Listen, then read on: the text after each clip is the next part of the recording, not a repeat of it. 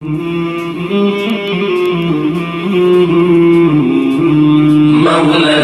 सल्लि वसल्लिम दाइमन।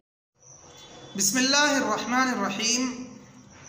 एक दोस्त का सवाल ये है कि क्या कुत्ता पालना जायज़ है और क्या कुत्ता नापाक होता है, और क्या कुत्ता अगर बर्तन में मुंह डाल दे तो क्या पानी नापाक हो जाता है, नहीं होता है।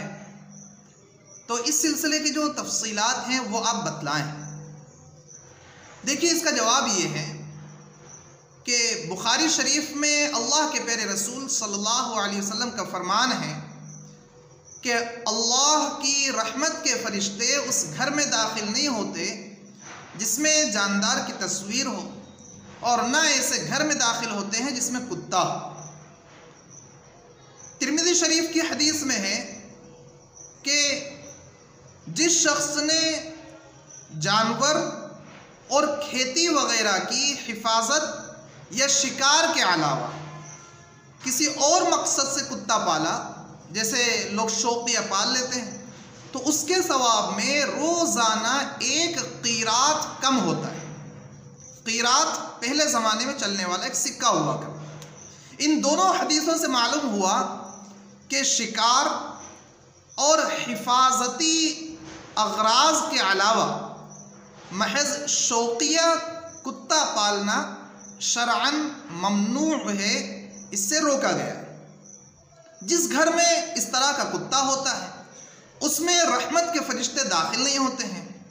ये अल्लाह तबारक व तआला का हुक्म है जो उसके पैगंबर आका जनाब मोहम्मद रसूलुल्लाह सल्लल्लाहु अलैहि वसल्लम से काबिल एतमाद ज़रिए से हम तक पहुँचा है।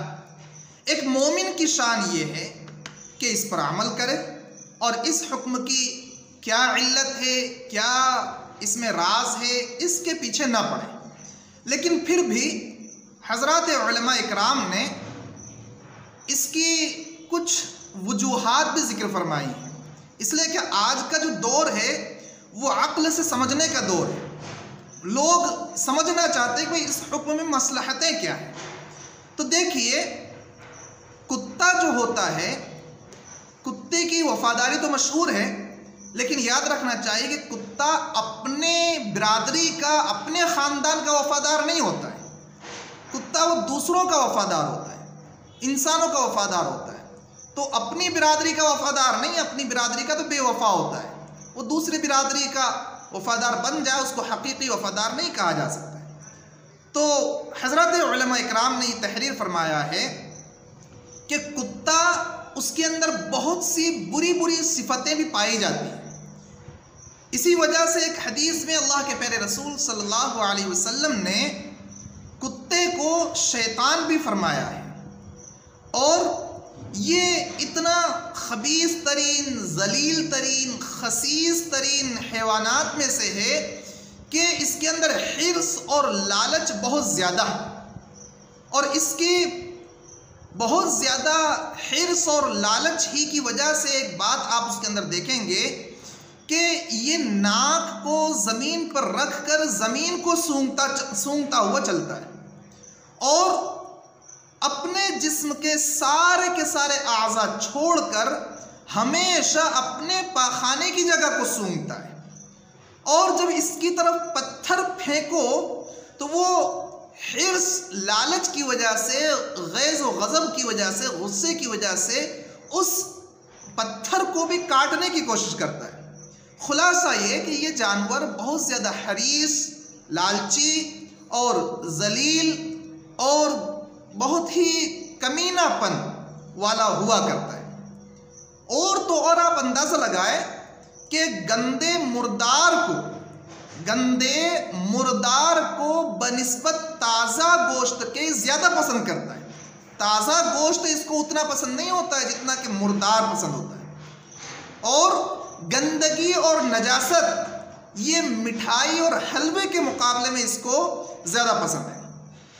और जब किसी ऐसे मुर्दार पर ये पहुँचे जो कई 100 कुत्तों के लिए काफ़ी हो सकता है, फिर भी इसका हिर्स, इसकी लालच, इसका बुख्ल इतना होता है कि अपनी बिरादरी के दूसरे कुत्तों को खाने से रोकने की कोशिश करता है।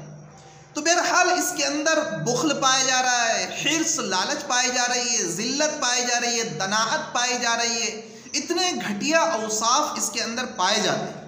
अब जो इंसान ऐसे जानवर से करीब रहेगा, मुत्तसिल रहेगा, तो आप समझते हैं कि सोहबत असर किए बगैर नहीं रहती। इंसान जैसे इंसानों या जैसे जानवरों की सोहबत में, उनके करीब में रहता है, वैसे औसाफ, वैसी सिफतें, वैसी आदतें उसके अंदर आया करती हैं। अब अगर इंसान कुत्ता पालेगा, कुत्ता रखेगा, तो यकीनन उसके अंदर भी इसी तरह की खिस्सत वाली, दनाअत वाली, रजालत वाली, हिर्स, लालच वाली, बुख्ल वाली, कंजूसी वाली, ऐसी बुरी बुरी सिफतें उसके अंदर आएंगी।